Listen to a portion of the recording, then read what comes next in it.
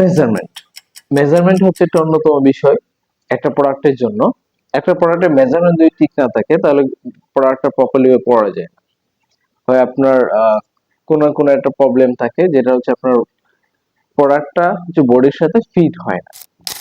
So আমরা যারা garments manufacturing job করি তাদের জন্য হচ্ছে এটা অন্যতম একটা বিষয়। সো আজকে আলোচ্য বিষয় হচ্ছে যে আপনি কিভাবে এই মেজারমেন্টটাকে কন্ট্রোল করবেন। এই মেজারমেন্টটা কন্ট্রোল করার জন্য নানা স্টেপ ফলো করা হয়। সেই স্টেপগুলো নিয়ে হচ্ছে আজকে ভিডিওতে ডিসকাশন করা হবে। এটা হোপফুলি যে সবার জন্য ইম্পর্টেন্ট। আপনি যেখানেই দেখেন না কেন, যে ট্রেডে দেখেন না কেন, মেজারমেন্ট আপনার জন্য অন্যতম একটা বিষয়। তো এই মেজারমেন্টটা কন্ট্রোল কিভাবে করা হয়?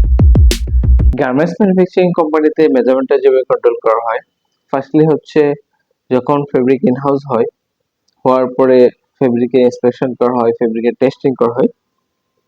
ফেব্রিকের টেস্টিং এর মধ্যে অন্যতম হচ্ছে সিঙ্কেজ টেস্ট। সিঙ্কেজ, টুইস্টিং, বোয়িং, এই টেস্টগুলো হচ্ছে অন্যতম। তো এই টেস্টগুলো হচ্ছে মেজারমেন্টের সাথে রিলেভেন্ট, প্লাস হচ্ছে জিএসএম টেস্ট। সো এটা করার জন্য গার্মেন্টস ম্যানুফ্যাকচারে একটা মাস্টার রুল ফলো করা হয়। বেসড অন দিস রুল, ওই রুলটা দিয়ে সেট করা হয়।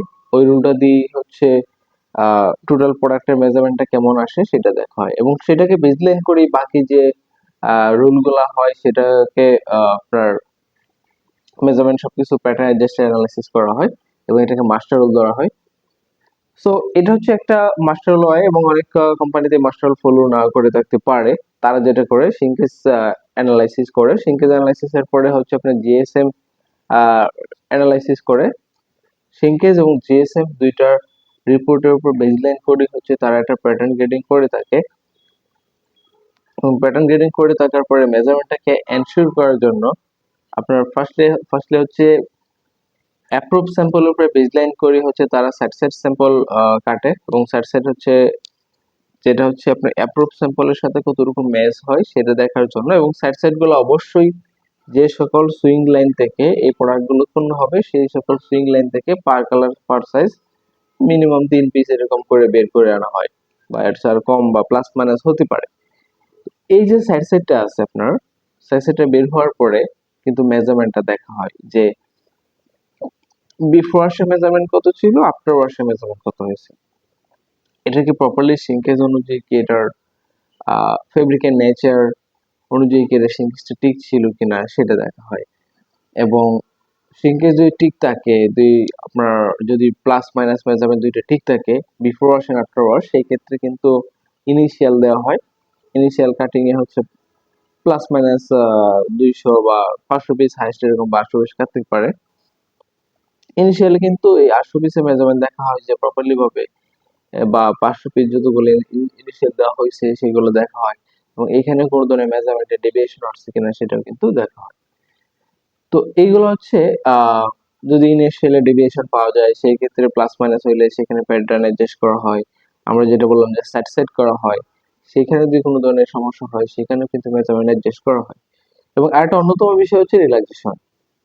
এই রিল্যাক্সেশনের যে টাইমটা আছে সেটা কিন্তু আপনার অ্যাপ্রোপ্রিয়েট টাইমটা আসলে ফেব্রিক নেচারে যে আমরা এসওপি দেখে থাকি সেটা কিন্তু এক্স্যাক্টলি না। প্রপারলি রিল্যাক্সেশন বের করতে গেলে সেটাকে রিল্যাক্সেশনের মতো করে রাখতে হবে। একটা ফেব্রিকের টুকরা 60 cm বাই 60 cm কাটতে হবে, কাটার পর সেটা মুছড়াইতে হবে, বা নানা ধরনের এজ ওয়েল ফেব্রিক হ্যান্ডেলিং এর মতো যে প্রসেসগুলো আছে সেগুলো করতে হবে। করার পরে সেটাকে রেখে দিতে হবে। সেটাকে রেখে দেওয়ার পরে 12 ঘন্টা পরে মেজারমেন্ট করতে হবে কোনো ধরনের ডেভিয়েশন আছে কিনা।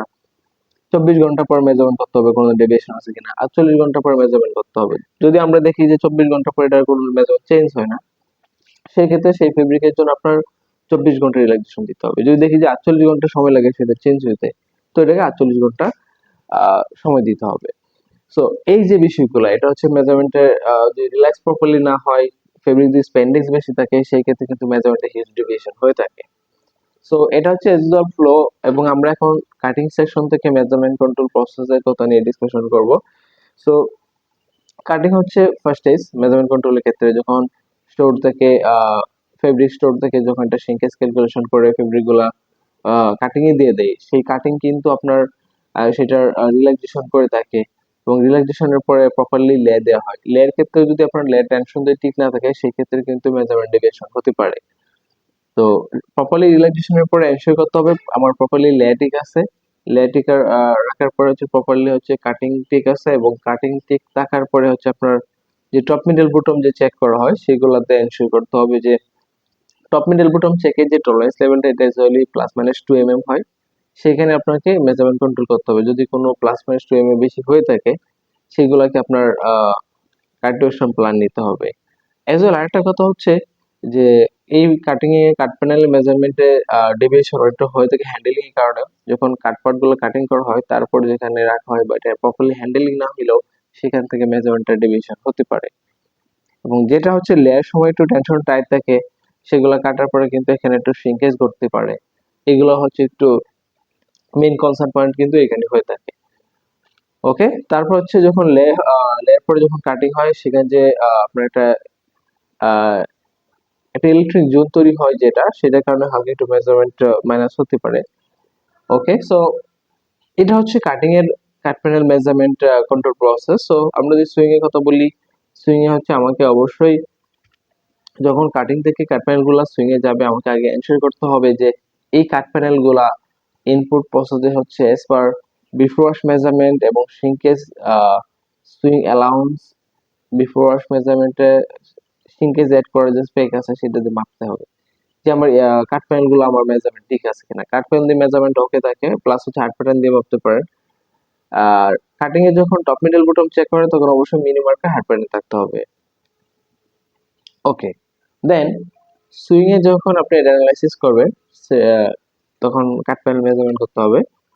মেজারমেন্ট করার পরে যে সকল প্রসেসগুলো সম্ভাব্য যে এখানে অ্যালাউন্স বেশি থাকতে পারে যার কারণে মেজারমেন্ট হচ্ছে মাইনাস হয়ে যেতে পারে, বা এখানে বেশি কেটে ফেলার কারণে মাইনাস হয়ে যেতে পারে, সেই প্রসেসগুলোতে আপনার একটু স্টেপ নিতে হবে। প্রয়োজনে সুইং অ্যালাউন্স রিপোর্টে চালু করতে হবে সুইং অ্যালাউন্স চেক করার জন্য যে সুইং অ্যালাউন্স প্রপারলি ঠিক হচ্ছে কিনা বা প্রপারলি কাটে ফেলতেছে কিনা সেগুলো এনশিওর করার জন্য, বা অ্যালাউন্স কাট রিপোর্ট। ওকে, সো তারপর হচ্ছে সুইং ইনিশিয়ালি আপনাকে মেজারমেন্ট করতে হবে পার কালার পার সাইজ 3 পিসেস, এবং এই ফার্স্ট বাল্ক যে প্রোডাক্টটা বের হবে প্রথম পিস সেটার মেজারমেন্ট করতে হবে। সেটার মেজারমেন্টে যদি কোনো ধরনের ডেভিয়েশন পাওয়া যায় সেক্ষেত্রে আপনাকে অ্যানালাইসিস করতে হবে যে এটা শ্রিঙ্কেজ রিপোর্ট ঠিক আছে কিনা, কাট প্যানেলের মেজারমেন্ট ঠিক ছিল কিনা। যদি কাট প্যানেলের মেজারমেন্ট ঠিক থাকে সেই ক্ষেত্রে আপনাকে যা করতে হবে যে যে প্রসেস আপনি মাইনাস পাচ্ছেন বা প্লাস পাচ্ছেন সেই প্রসেসগুলোকে তুলতে হবে এবং সেটা রুট কজ অ্যানালাইসিস করতে হবে। আসলে কি এখানে সুইং অ্যালাউন্স বেশি দেওয়া হয়েছে সেই জন্য মাইনাস হয়েছে, না এটা আসলে এখানে বেশি কাটে ফেলাচ্ছে ওই প্রসেসে, সেটা আপনাকে দেখতে হবে। বা এটা যতটুকু ফোল্ড করার কথা ছিল এর সাথে যদি বেশি ফোল্ড করা হয় সেটাও কিন্তু আপনাকে এনশিওর করতে হবে যে এখানে ফোল্ড কম বেশি আছে কিনা। তো এটা হচ্ছে মেজারমেন্ট কন্ট্রোলের একটা অন্যতম বিষয়। এবং যেহেতু আপনার কাট প্যানেল ঠিক আছে অবশ্যই এখানে সুইং এর মেজারমেন্টে কোনো ইস্যু হয়েছে সেগুলো হচ্ছে আপনি অ্যানালাইসিস করতে হবে, রুট কজ অ্যানালাইসিস করতে হবে সুইং স্টেজে। যখন একটা গার্মেন্টস সুইং কমপ্লিট হয়ে যায় তারপরে হচ্ছে এটা ওয়াশিং স্টেজ থাকে, এই গার্মেন্টস গুলো ওয়াশে সেন্ড করা হয় এবং ওয়াশে যদি কোনো ধরনের কেমিক্যাল ডেভিয়েশন যেটা আপনার বেস ওয়াইজ যে রেসিপি থাকে সেই রেসিপিতে যদি কোনো ধরনের ভুল ত্রুটি থাকে বা সেই রেসিপি অনুযায়ী যদি প্রপারলি টাইমিং অ্যাডজাস্টমেন্ট কেমিক্যাল তারপর হচ্ছে টেম্পারেচার যদি ইউজ না করা হয় সেক্ষেত্রে হচ্ছে আপনার ওয়াশিং ডেভিয়েশন হতে পারে। এবং টেম্পারেচারের একটা ইস্যু থাকে ওয়াশের ক্ষেত্রে। তো অ্যাজ পার রেসিপি অনুযায়ী যে টাইম যে টেম্পারেচার যে স্পিড এই বা যে কেমিক্যাল ইউজ করা দরকার যতটুকু যত গ্রাম কেমিক্যাল ইউজ করা দরকার সেটা এনশিওর করতে হবে ওয়াশিং স্টেজে। এবং এইখানে ড্রাইং যদি বেশি হয়ে যায় বা কম হয়ে যায় সেটা এক্স্যাক্টলি টাইমের মধ্যে চলে আসে। হট ড্রায়ার কোল্ড ড্রায়ার যদি কোনো ইস্যু থাকে বা এখানে দুই ধরনের প্রসেস হয় ওয়াশে, একটা হচ্ছে ওয়াট প্রসেস এবং এই যে দুইটা প্রসেস আছে এই দুইটা প্রসেসের মধ্যে কোনো দিন ডেভিয়েশন হয় সেই ক্ষেত্রে হচ্ছে আপনার মেজারমেন্টের ডেভিয়েশন হতে পারে। স্পেশালি হচ্ছে যেগুলো এনজাইম ওয়াশ অ্যাসিড ওয়াশ বা হেভি যে ওয়াশ গুলো হয় সেইগুলোর ক্ষেত্রে অবশ্যই স্ট্রিক্টলি ভাবে রেসিপি ফলো করতে হয় এবং এই গার্মেন্টস এর ওয়াশের যে কোড গুলো আছে সেগুলো প্রপারলি ইউজ করতে হয়। ওকে, এবং ওয়াশের ক্ষেত্রে হচ্ছে দেখা যাচ্ছে যে যদি মেজারমেন্ট প্লাস হয়ে যায় সেই ক্ষেত্রে হচ্ছে তারা কোল্ড ড্রায়ার ইউজ করে এটা একটু সিঙ্কেজ হওয়ার জন্য। যদি মাইনাস হয়ে যায় তাহলে তারা হট ড্রায়ার ইউজ করে থাকে ওয়াশের মেজারমেন্ট অ্যাডজাস্ট করার জন্য। যখন ওয়াশ থেকে গার্মেন্টস গুলা বের হয়, সেক্ষেত্রে হচ্ছে ফার্স্ট আউটপুটে হচ্ছে ফার্স্ট বেসে যে আউটপুট হয় সেটাকে মেজারমেন্ট করা হয়, করার পর আরডি টিম সেটা অ্যাডজাস্ট করে থাকে যদি কোনো ধরনের ডেভিয়েশন হয়ে থাকে। এবং ওয়াশিং টিম হচ্ছে যখন গার্মেন্টস সুইং সেকশন থেকে এগুলো রিসিভ করবে সেই ক্ষেত্রে তারা র্যান্ডম অডিট করে যে তারা কি রিসিভ করতেছে সেটা মেজারমেন্টে কোনো ডেভিয়েশন আছে কিনা।